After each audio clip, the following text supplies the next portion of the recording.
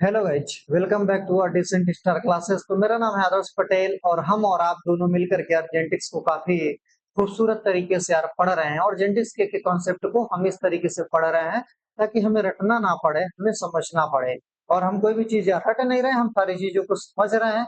और कोई चीज रट भी रहे हैं तो हमें यार उसके पीछे का लॉजिक जरूर पता है, हमें उसके पीछे का वाई एंड हाउ पता है कि ऐसा क्यों लिखा हुआ है, ऐसा हमें क्यों याद करना चाहिए, है ना। तो चलिए भाई, पिछले टॉपिक में हमने प्लियोट्रॉपी और पॉलीजेनिक इनहेरिटेंस के बारे में काफी ही अच्छे तरीके से यार पढ़ा हुआ था। आज का जो अपना टॉपिक है सेक्स डिटर्मिनेशन के ऊपर है। और सेक्स डिटर्मिनेशन से एक ऐसा सवाल आता है यार जिसको आप देखते ही एग्जाम के अंदर में डायरेक्ट टिक करके आओ। तो ये सेक्स डिटर्मिनेशन का टॉपिक यार काफी छोटा है, इसके बारे में हम एक बार पढ़ भी चुके हैं थोड़ा बहुत पिछले क्लासेस में। हम ह्यूमन सेक्स डिटर्मिनेशन के बारे में यार जानते हैं, बट आज इसको हम थोड़ा सा क्या कर देते हैं, थोड़ा सा इलाबोरेट करके, थोड़ा सा हम इसको डिटेलिंग करके हम पढ़ेंगे, है ना भाई। देखिए, जब हम बात कर रहे होते हैं सेक्स डिटर्मिनेशन की, ठीक है ना, जब हम बात कर रहे होते हैं सेक्स डिटर्मिनेशन की, तो हम ह्यूमन सेक्स डिटर्मिनेशन को पहले एक बार थोड़ा सा हम इसके बारे में जिक्र करते हैं, फिर हम आपको समझाते हैं कि सेक्स डिटर्मिनेशन क्या चीज है। देखिए, अगर आप ह्यूमन सेक्स डिटर्मिनेशन को जानते हैं तो आप सभी जानते हैं कि बॉडी के अंदर में ये एक्स और वाई जो मेन क्रोमोसोम है, इन्हीं से क्या होता है, सेक्स डिटरमाइन होता है। अगर एक्स एक्स है तो क्या बनती है, फीमेल बनती है। अगर एक्स और वाई है तो क्या बनता है, मेल बनते हैं, है ना भाई। पर यहाँ पे सेक्स डिटर्मिनेशन नाम कहाँ से आया, ठीक है ना। और एक्स क्रोमोसोम को अगर थोड़ा बहुत आप जानते हो, किसी एक्स क्रोमोसोम के यार हम क्या बोलते हैं, सेक्स क्रोमोसोम बोलते हैं, है ना। एक्स क्रोमोसोम को क्या बोल देते हैं, सेक्स क्रोमोसोम बोल देते हैं। तो इसके पीछे भी एक लॉजिक है कि इस एक्स क्रोमोसोम को हम सेक्स क्रोमोसोम क्यों बोल देते हैं, है ना। तो लॉजिक इसके पीछे का क्या है, तो लॉजिक अभी आपको समझ में आ जाएगा। देखो यार, एक्स जो है ये मेल के भी अंदर है और एक्स जो है फीमेल के भी अंदर है ना। दोनों में जो कॉमन है, दोनों में दोनों कॉमन है ना, एक्स क्रोमोसोम दोनों में कॉमन है। इसीलिए इस टाइप के सेक्स डिटर्म इसीलिए यहाँ पे सेक्स डिटर्मिनेशन नाम भी आ गया है, ठीक है ना। क्योंकि दोनों के अंदर में एक्स तो क्या है, कॉमन है, तो वहां से सेक्स, इसीलिए एक्स क्रोमोसोम को हम क्या बोलते हैं, सेक्स क्रोमोसोम। और इस सेक्स क्रोमोसोम से सेक्स डिटर्मिनेशन ना नाम आ गया है ना भैया। तो चलिए, जब हम बात कर रहे होते हैं सेक्स डिटर्मिनेशन की, तो अभी हमने बात कर लिया एक्स क्रोमोसोम और वाई क्रोमोसोम को। पर कहानी ऐसा थोड़ी हो गया होगा कि एक्स क्रोमोसोम को लोगों को पहले से ही यार पता होगा, है ना। ऐसा बिल्कुल भी नहीं है। देखो, क्रोमोसोम या फिर डीएनए बोले तो कहाँ पर प्रेजेंट होते हैं, न्यूक्लियस के अंदर में, है ना। और हम न्यूक्लियस को यार कब देख पाएंगे, तो आंसर बस ये है कि हम न्यूक्लियस को यार तभी देख पाएंगे जब हमारे पास कोई एक ऐसा इंस्ट्रूमेंट हो जिसके थ्रू हम सेल के भी अंदर में, अंदर के सेल के भी अंदर हम झांक सकते हो। तो कौन सा इंस्ट्रूमेंट था, तो अपने पास माइक्रोस्कोप की डिस्कवरी हो गई थी। अगर माइक्रोस्कोप की डिस्कवरी ना हुई होती तो क्या हम ये न्यूक्लियस को देख पाते, नहीं देख पाते। अगर माइक्रोस्कोप की डिस्कवरी ना हुई होती तो हम शायद न्यूक्लियस के इंटरनल स्ट्रक्चर को भी नहीं देख पाए होते। खैर, ये सब तो छोड़ो, अगर न्यूक्लियस की डिस्कवरी ना हुई होती तो जब हम ये देख ही नहीं पाए होते तो क्या, जो मॉर्गन का ड्रोसोफिला मिलानोगास्टर का एक्सपेरिमेंट हमने पढ़ा था कि कुछ यार वो साइटोलॉजिकल इंफॉर्मेशन भी कलेक्ट कर रहे थे। सेल डिवीजन जो हमने क्रोमोसोमल थ्योरी ऑफ इनहेरिटेंस पढ़ा, उससे अपना उसी उसी के थ्रू हमने क्या पढ़ा था, मॉर्गन के एक्सपेरिमेंट को वहां पे ले जाकर के हमने खत्म किया था, है ना। तो जो क्रोमोसोमल थ्योरी ऑफ इनहेरिटेंस की खोज जो है कर की गई, कर पाई गई थी, तो तभी क्रोमोसोमल थ्योरी ऑफ इनहेरिटेंस को हम तभी समझ पाए थे जब अपने पास माइक्रोस्कोप, एडवांस माइक्रोस्कोप की डिस्कवरी हो गई, है ना भाई। अगर माइक्रोस्कोप की डिस्कवरी नहीं हो पाई थी तो शायद हम क्रोमोसोमल थ्योरी ऑफ इनहेरिटेंस को भी ना समझ पाते। और अगर क्रोमोसोमल थ्योरी ऑफ इनहेरिटेंस हमें ना समझ में आया होता तो फैक्टर फैक्टर ही चिल्लाए रहते, जिन को भी ना समझ पाते। और अगर फैक्टर को हम जीन से ना समझ पाए होते तो शायद मेंडल का जो वर्क था वो रीडिस्कवर भी नहीं हो पाया होता, है ना भाई।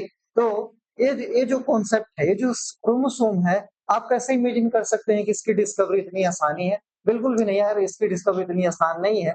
जब न्यूक्लियस की डिस्कवरी जब न्यूक्लियस को हमने देख लिया, जब हमने सेल डिवीजन को देखने लगे ना, तो जा करके हमें सेक्स डिटर्मिनेशन के बारे में और अच्छे से यार क्लू लग पाया, है ना। सेक्स डिटर्मिनेशन के बारे में क्लू तभी लग पाएगा जब हम एटलीस्ट क्रोमोसोम को देखें, हम क्रोमोसोम के मूवमेंट को देखें कि एक जनरेशन से दूसरी जनरेशन में ये क्या चीज है, किस तरीके से ट्रांसमिट हो रहा है। तब जाकर के शायद हम इस क्रोमोसोम के बारे में और कुछ इस पे हम कमेंट कर पाएंगे, है ना। तो एग्जैक्टली कहानी कुछ ऐसा ही है ये सेक्स डिटर्मिनेशन के पीछे का, है ना। लोगों ने क्या देखा, लोगों ने जब सेल का डिवीजन देखा, तो ये जो भी यार साइटोलॉजिकल इंफॉर्मेशन था, इसको बहुत ध्यान से देख रहे थे। जब मॉर्गन यह डिस्कवर कर रहे थे, है ना, जब मॉर्गन अपना एक्सपेरिमेंट कर रहे थे उस इंसेक्ट के ऊपर जिसका नाम था ड्रोसोफिला मेलानोगास्टर, या फिर जो टाइनी फ्रूट फ्लाई थी, तो जब यार मेंडल इस इन सब चीजों पे क्या कर रहे थे, एक्सपेरिमेंट कर रहे थे ना, तो उसी टाइम पे ये जो सेल डिवीजन सारा कुछ इन्होंने देखा हुआ था, है ना। अरे अरे भाई मॉर्गन ने तो सेल डिवीजन तो देखा हुआ ना, तभी तभी तो ये लिंकेज और रिकॉम्बिनेशन जैसा अपने पास कॉन्सेप्ट आ गया है कि नहीं। तो ये जो लिंकेज और रिकॉम्बिनेशन जैसा भाई कॉन्सेप्ट हमने पढ़ा, तो देखो लिंकेज और रिकॉम्बिनेशन में क्या चीज था, लिंकेज और रिकॉम्बिनेशन का जो रेशियो था, मॉर्गन ने मेंडल की तरीके से ही डाइहाइब्रिड क्रॉस को कराया था, है ना। ये बात हम जानते हैं कि जो मॉर्गन थे मेंडल की तरीके से यार एग्जैक्टली डाइहाइब्रिड क्रॉस कराए थे, पर मेंडल को लगता था, सॉरी, पर मॉर्गन को लगता था कि जो मेंडल के जो डाइहाइब्रिड क्रॉस के रिजल्ट है एग्जैक्टली ऐसे ही रिजल्ट जो है उनके भी एक्सपेरिमेंट का आना चाहिए। पर क्या ऐसा हुआ लिंकेज एंड रिकॉम्बिनेशन के अंदर में? बिल्कुल नहीं। ऐसा ऐसा जो है रिजल्ट, उनका जो प्रिडिक्टेड रिजल्ट था मॉर्गन का, ऐसा बिल्कुल भी नहीं आया। तो यहाँ से हमें थोड़ा सा डिविएशन भी देखने के लिए मिलता है, तभी तो हमारे मेंटल के जो लॉ है वहां से हमको क्या देखने के लिए मिलता है भाई, हमें डिविएशन देखने के लिए मिलता है ना। चलिए साहब, तो ये जो सारा कुछ यार मॉर्गन एक्सपेरिमेंट किए थे इस इंसेक्ट के ऊपर, ड्रासोफिला के ऊपर में, तो जो भी साइटोलॉजिकल इंफॉर्मेशन उन्होंने कलेक्ट किया हुआ था, वहीं से उन्होंने कॉन्सेप्ट ऑफ जेनेटिक्स के अंदर में ये सारा लिंकेज और रिकॉम्बिनेशन को समझाया। और इन्हीं सारी चीजों को देखते हुए और भी कुछ साइंटिस्ट आए और इन्होंने इसी साइटोलॉजिकल इंफॉर्मेशन का यूज करके और क्या किया, ये जो है सेक्स डिटर्मिनेशन का तरीका बना दिया, है ना भाई। तो यहाँ पे देखिए, जब हम यहाँ पे देख रहे हैं तो ये कुछ एनसीईआरटी में लिखा है, cytological observation made in number of insect leads to concept of genetics या फिर chromosomal basis of sex determination. तो ये सारा कहानी आपको समझ में आ गया होगा, ठीक। पर हुआ क्या, कहानी में अंदर ट्विस्ट तो तब आया, कहानी में ट्विस्ट कब आया, यहाँ पे मुझे थोड़ा सा छोटा होना पड़ेगा, है ना।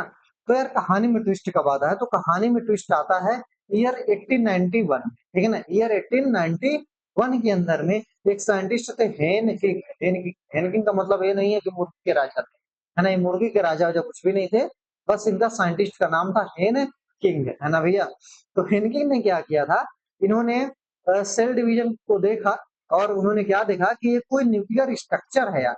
जब स्पर्मेटोजेनेसिस की प्रोसेस हो रही है, ठीक है ना, जब स्पर्मेटोजेनेसिस की प्रोसेस हो रही है तो वो एक खास तरीके का स्ट्रक्चर जो है ना, वो कुछ में जा रहा है, कुछ में नहीं जा रहा है ना, कुछ में जा रहा है, कुछ में नहीं जा रहा है। इन्होंने क्या ऑब्जर्व किया, तो एनसीईआरटी का स्टेटमेंट हम पढ़ते हैं, इन्होंने देखा कि जो 50% अपना स्पर्म है, क्या देखा, देखो स्पर्मेटोजेनेसिस से इन्होंने देखा था, ऊजेनेसिस को नहीं।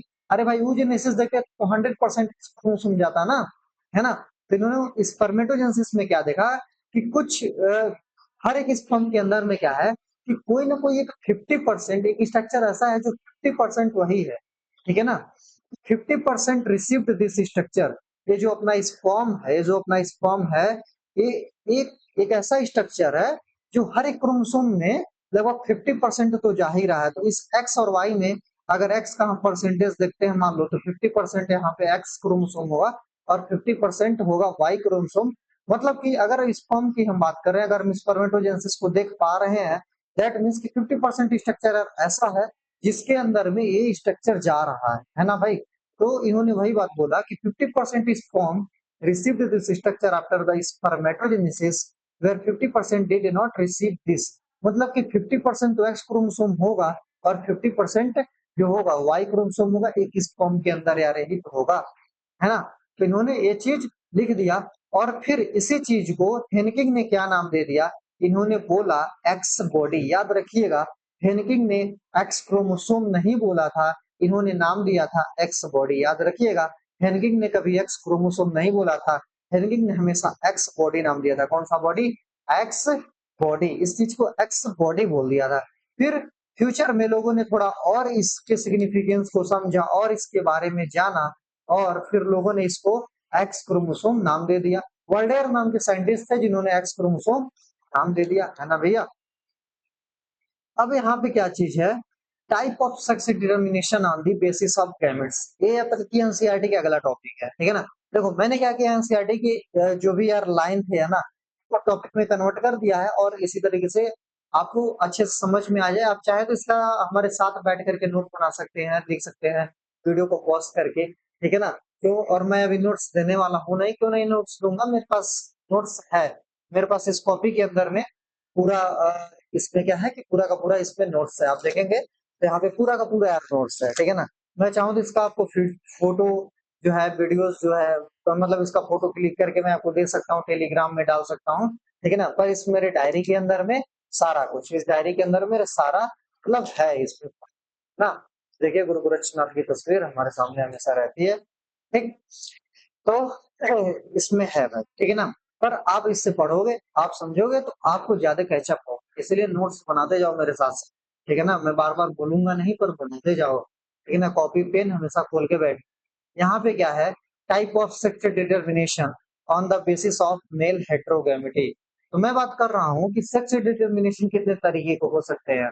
तो अभी तक आप सभी जानते हैं, हम भी जानते हैं कि ह्यूमन के अंदर में यार जो हम सेक्स डिटरमिनेशन का तरीका जानते हैं, तो मोस्ट कॉमन तरीका है, ठीक है ना? एक्स वाई वाला तरीका है अपना ह्यूमन के अंदर में।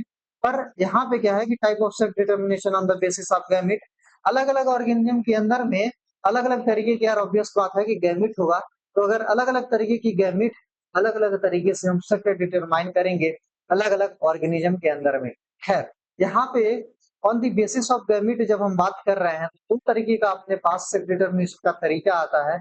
एक तो आता है मेल हेटेरोगैमेटी का तरीका है, और दूसरा जो अपने पास तरीका है यह फीमेल हेटेरोगैमेटी का। जस्ट अ सेकंड भाई। तो अपने पास 2 तरीके हैं, यहाँ पे एक मेल हेटेरोगैमेटी और यहाँ पे है अपना एक फीमेल हेटेरोगैमेटी। तो देखिए भाई, जब हम बात कर रहे होते हैं अपना मेल हेटेरोगैमेटी की, और जब हम बात कर रहे होते हैं अपना फीमेल हेटेरोगैमेटी की, है ना? तो इसमें क्या तरीका है, खैर छोटा-सा लड़का है, आगे आकर के हमको कुछ न कुछ बोलता जा रहा है। आपको नहीं सुनाई देगा पर हमें सुनाई दे रहा है। अरे! हँसा रहा गधा। इसीलिए मुझे हँसी आ रहा है। चलिए भाई, तो यहाँ पे क्या है, type of sex determination on the basis, तो मेल हेटेरोगैमेटी और फीमेल हेटेरोगैमेटी के बारे में एक बार समझते हैं। देखो यहाँ पे क्या है, मेल हेटेरोगैमेटी, क्या है मेल हेटेरोगैमेटी।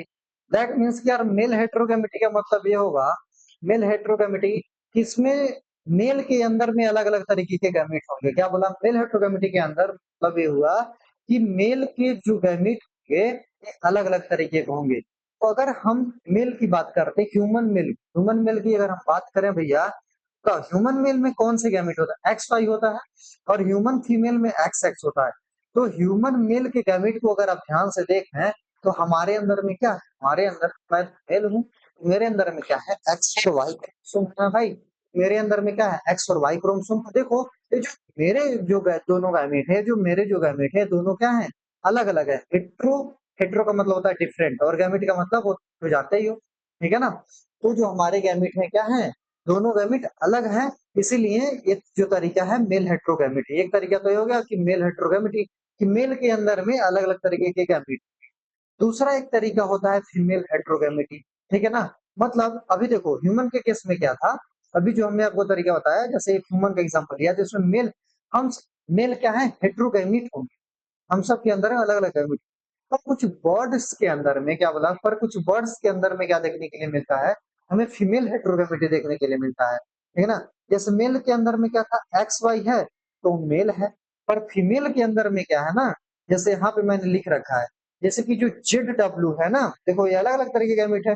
तो जेड डब्ल्यू को हम फीमेल बोलेंगे, और जेड जेड होगा तो मेल होगा। ह्यूमन के केस में एक्स एक्स होता तो फीमेल होता है, ठीक है ना? एक्स वाई होता है तो मेल होता है, ठीक है ना? पर यहाँ पे फीमेल हेटेरोगैमेटी में क्या है, वही उल्टा है। इसका जो फीमेल का जो गैमेट है ना, वो हेटेरो होगा, वो डिफरेंट होगा। दैट मीन्स कि इसके अंदर में यहाँ पे जेड डब्ल्यू देखने के लिए मिलेगा, और मेल के अंदर में जेड जेड आपको देखने के लिए मिलेगा, भैया। तो देखिए, अगर हम बात कर रहे हैं मेल हेटेरोगैमेटी की, तो ये जो अपना मेल हेटेरोगैमेटी का तरीका है, 2 तरीके का और ये आप, ठीक है ना? पहला एक तरीका है, ये मतलब ये अलग-अलग 2 टाइप के होते हैं मेल हेटेरोगैमेटी। एक एक जो है एक्सो एक्सो टाइप का सेक्स डिटरमिनेशन, एक्सो टाइप के सेक्स डिटरमिनेशन है, और दूसरा जो है ये एक्स एक्स या फिर इसको एक्स वाई, मोस्ट कॉमनली हम इसको एक्स वाई बोलते हैं। तो एक X Y type of sex determination है ना?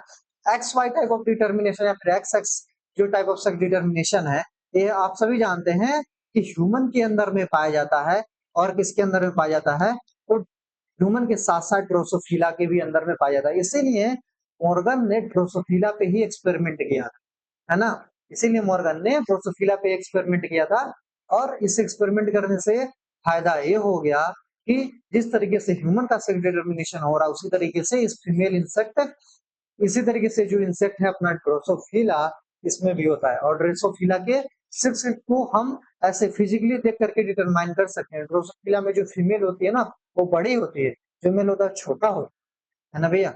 तो यहाँ पे क्या है, अभी जो ये अपना एक्सो टाइप का सेक्स डिटर्मिनेशन, अभी हम इसके बारे में बात कर रहे हैं। एक्सो टाइप ऑफ सेक्स डिटर्मिनेशन में क्या चीज है, तो एक्सो टाइप ऑफ सेक्स डिटर्मिनेशन जो है ये लार्ज नंबर ऑफ इंसेक्ट के अंदर में पाया जाता है। यहाँ पे समझते हैं एक्सो टाइप का सेक्स डिटर्मिनेशन। देखो एक तो हो गया एक्सो देखो यहाँ पे अगर जैसे हम बात कर रहे हैं सच, यहाँ पे देखिए जैसे हम बात कर रहे हैं इंसेक्ट की, तो यहाँ पे जो एक्सो टाइप का सेक्स डिटर्मिनेशन है ये अपना पाया जाता है ग्रॉसोपर के अंदर, ठीक है ना। ग्रॉसोपर में क्या होता है, जो कोई जो मेल है जो मेल ग्रॉसोपर है उसके अंदर में एक्स, और इसको एक्सो नहीं बोलते हैं, इसको एक्स जीरो बोलते हैं, है ना। पर लोग इसको बोलते हैं, तो हमने भी बोल दिया, पर इसको एक्स जीरो बोलते हैं। तो मेल के अंदर में एक्स जीरो, इस जीरो का मतलब जीरो ही है, यहाँ पे कोई भी क्रोमोसोम नहीं है। तो मेल के अंदर में बस एक सिंगल एक्स क्रोमोसोम पाया जाता है और फीमेल में क्या पाया जाता है, एक्स एक्स क्रोमोसोम पाया जाता है। समझ में आया क्या। जैसे देखो हम लोग की बॉडी के अंदर में जैसे 46 क्रोमोसोम पाया जाता है, ठीक है ना। जिसमें से क्या है एक पेयर क्या होते हैं, इस एक एक पेयर सेक्स क्रोमोसोम, एक पेयर का मतलब दो क्रोमोसोम, दो क्रोमोसोम कौन कौन से हैं, या तो एक्स एक्स या तो एक्स वाई, ये हो गया ना। और बाकी जो 45 क्रोमोसोम बचे, ठीक है ना, ये सब क्या हो गया, या फिर ऐसे मैं बोल सकता हूँ सॉरी, अब बाकी जो 45 बोल रहा हूँ, या बाकी जो 22 पेयर्स, ठीक है ना, या फिर जो 44 क्रोमोसोम बचे ये क्या है, ऑटोसोम्स होते हैं, ठीक है ना। ये किसी सेल डिवीजन में पार्टिसिपेट, सॉरी सेल डिवीजन कह रहा हूं मैं, ये किसी सेक्स डिटर्मिनेशन के अंदर में पार्टिसिपेट नहीं करते हैं ऑटोसोम, ठीक है ना। ये हमारे बॉडी के क्रोमोसोम, ठीक। और ये जो है ये एक पेयर जो है ये कौन से क्रोमोसोम है, हमारे गैमेट के क्रोमोसोम है जिसको हम सेक्स क्रोमोसोम बोल रहे हैं, ठीक। तो देखो ग्रास हॉपर के अंदर में क्या होता है, इसके अंदर में बस एक सिंगल एक्स क्रोमोसोम पाया जाता है, ठीक है। और फीमेल के अंदर में दो एक्स पाई जाती है। दैट मीन्स कि हम ये समझ पा रहे हैं कि मेल के अंदर में हमेशा और हमेशा यार एक क्रोमोसोम का क्या होगा, कमी होगा। अरे यहाँ पे देखो, अगर यहाँ पे एक्स क्रोमोसोम है और एक्स जीरो है और यहाँ पे क्या है एक्स एक्स है ना। दैट मीन्स कि मेल के अंदर में क्या होगा भाई, मेल के अंदर हमेशा एक क्रोमोसोम कम होगा। तो एनसीईआरटी ने नीचे लिखा भी है इस बात को कि मेल के अंदर में क्या हो जाएगा, टाइप देखो XO type of sex determination, sperm के पास केवल एक्स क्रोमोसोम होता है, बाकी कुछ भी नहीं। एक्स जीरो है ना, यहाँ पे एक्स जीरो का मतलब कि ह्यूमन मेल के, सॉरी इस जो ग्रॉसहोपर मेल है या फिर इस इंसेक्ट का जो मेल है, इस मेल के पास केवल और केवल एक एक्स क्रोमोसोम होगा, बाकी कुछ नहीं, एक्स जीरो इसीलिए है, ठीक। तो चलिए भाई ये चीज आपको समझ में आ गया, ठीक। यहाँ पे क्या इंटरप्रिटेशन एनसीईआरटी में लाइन लिखा है कि जो एक्स वाला है, जो फीमेल के अंदर में क्रोमोसोम का नंबर क्या होगा, ज्यादा होगा, क्योंकि इसके पास एक्स एक्स है, ठीक है ना। और मेल के पास एक्स जीरो है, इसलिए एक क्रोमोसोम इसके पास हमेशा कम देखने के लिए हमें मिलेगा, ठीक। और अब देखते हैं हम ये जो अपना लास्ट टॉपिक है, फीमेल हेट्रोगैमेटी। क्या टॉपिक है, फीमेल हेट्रोगैमेटी। तो फीमेल हेट्रोगैमेटी हमें देखने के लिए मिलता है बर्ड्स के अंदर में। वहां पे कुछ हेन मुर्गी का फोटो बनाया यार, देखना तो, ठीक है ना। हमें नहीं पसंद है मुर्गी, नॉनवेज बातें करते रहते हैं यार, देख करके खाने का मन कर दिया तो चलो यार। यहाँ पे मेल के अंदर में जेड जेड होगा और फीमेल के अंदर में क्या देखने के मिलेगा हमको, जेड डब्ल्यू मिलेगा। तो अगर ऐसा है तो इसके अंदर में सेक्स डिटरमाइन कैसे होता है, तो यहाँ पे देखो जेड जेड से गैमेट बनेगा, तो जेड बनेगा, ठीक है ना। जेड डब्ल्यू से यहाँ पे दो तरह के गैमेट बनेंगे, जेड और एक डब्ल्यू। तो अगर इसके साथ क्रॉस होगा तो जेड जेड बनेगा, और क्रॉस होगा तो जेड डब्ल्यू बनेगा, ठीक है ना। तो ये जो जेड जेड है ये हो जाएगा क्या, सॉरी ये जो हो जाएगा फीमेल हेटेरोगैमेटी के केस है, तो ये हो जाएगा मेल और ये हो जाएगा फीमेल, ठीक। अब एक्स जीरो और एक्स एक्स में तुम लोग सोच रहे होगे कि यहाँ पे कैसे होगा, तो चलो यहाँ पे एक्स जीरो और हम एक्स जीरो और एक्स एक्स में हम कर लेते हैं। तो यहाँ पे क्या होगा, एक्स जीरो से एक बस एक्स आएगा, ठीक है ना, और एक्स एक्स से सिंपली एक एक्स आएगा, है ना। तो अगर x और x में मिला ना, तो यहाँ पे एक्स एक्स बनेगा, यहाँ पे सॉरी एक एक जीरो भी तो आएगा ना, एक जीरो भी आएगा ना। तो अगर जीरो और एक्स मिलेगा तो एक्सो बन जाएगा, एक्सो बना तो मेल और एक्स जीरो बना तो फीमेल, ठीक है ना। एक्स जीरो, जीरो कैसा, अगर मान लो ए नहीं आया, हमें इसको लिखने की जरूरत नहीं है, अगर नहीं आया एक्स, कुछ नहीं आया, जीरो ही आया, तो केवल एक्स ही बचेगा, तो यहाँ पे एक्स जीरो बन गया, ठीक है ना। अब ह्यूमन वाला तो केस आप जानते ही होंगे, ठीक है ना, ह्यूमन वाला केस तो जानते होंगे, ठीक है ना। अगर एक्स एक्स है, इसका हम क्रॉस करा दे रहे हैं एक्स और वाई के साथ, तो यहाँ पे दो तरह के गैमेट बनेगा, एक एक्स और एक वाई, और यहाँ से सिंगल टाइप ऑफ गैमेट। तो अगर एक्स एक्स आया तो क्या बनेगा, गर्ल्स बन जाएगी, लकड़ी बन जाएगी, और एक्स और वाई मिला क्या बन जाएगा, ये लकड़ा बन जाएगा, ठीक है ना। लकड़ी और लकड़ा, लड़की लड़का, ठीक। चलिए भाई, तो उम्मीद है ये जो आज का लेक्चर था अपना पूरा सेक्स क्रोमोसोम के ऊपर में, ये पूरे अच्छे तरीके से यार आपको समझ में आ गया होगा। इसके बाद हम आगे के लेक्चर में यार पढ़ेंगे सेक्स डिटर्मिनेशन इन हनीबी। तो चलिए भाई, इसी तरीके से हमारे साथ पढ़ते रहिए, हंसते रहिए, खेलते रहिए और मुस्कुराते रहिए, and always be my signing star.